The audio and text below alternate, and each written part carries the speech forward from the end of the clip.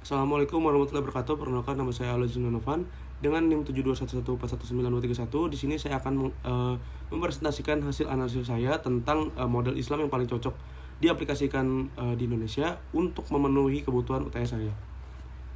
Model pemikiran Islam yang dikutip dari Abdullah tahun 1996 dengan judul Studi Agama, Normativitas atau Historisitas, yang mengatakan ada 4 model pemikiran Islam, yaitu yang pertama ada model tekstualis salafi, lalu yang kedua ada model tradisionalis mazhabi, lalu yang ketiga ada model modernis, dan yang keempat ada model neo-modernis. Lalu menurut saya sendiri yang paling cocok diterapkan di Indonesia adalah model modernis. Hal ini karena di Indonesia sendiri sudah mulai mengikuti perkembangannya zaman, sehingga cara kita untuk memahami Islam juga perlu diikuti dengan perkembangan zaman. Meski memang wilayah Indonesia itu sendiri memiliki berbagai kebudayaan yang tentunya akan lebih cocok pada model tradisional. Namun hal tersebut untuk beberapa dekade lalu sebelum perkembangan zaman secanggih sekarang.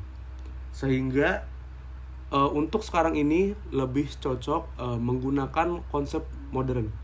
Konsep modern itu sendiri aliran modernis berupaya memahami ajaran dan nilai dasar yang terkandung dalam Al-Quran dan Al-Sunnah dengan melihat kepada kondisi dan tantangan sosio-historis dan kultural yang dihadapi masyarakat muslim kontemporer, tanpa mempertimbangkan muatan-muatan hazanah intelektual muslim era klasik.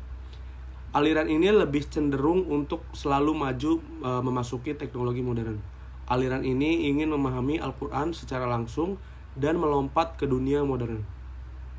Hal ini juga sesuai dengan penelitian Moh Naimuddin tahun 2014 yang berjudul Model Penelitian Pemikiran Islam Modern dalam tanda kutip Gerakan Modern Islam di Indonesia tahun 1900 sampai 1942, volume 1 dan nomor 2, yang mengatakan munculnya pola pemikiran modern tidak lepas dari 3 latar belakang penyebabnya. Yang pertama, munculnya kesadaran pembaruan secara intern sebagai akibat dari dampak pemikiran-pemikiran Ibnu Taimiyah.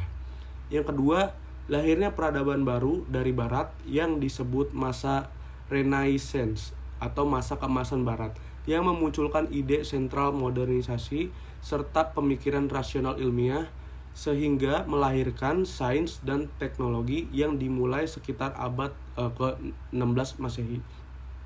Dan ketiga, kondisi negara-negara Arab serta Mesir dan Turki yang sangat memprihatinkan di bawah imperialisme negara-negara Eropa, khususnya Prancis.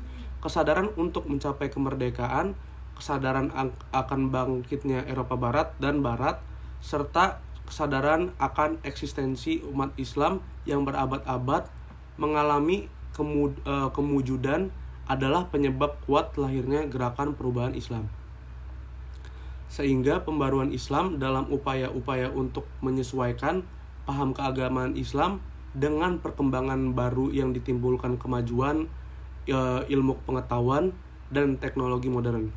Dengan demikian, pembaruan Islam bukan berarti mengubah, mengurangi atau menambah teks Al-Quran maupun teks Al-Hadis, melainkan hanya mengubah zaman.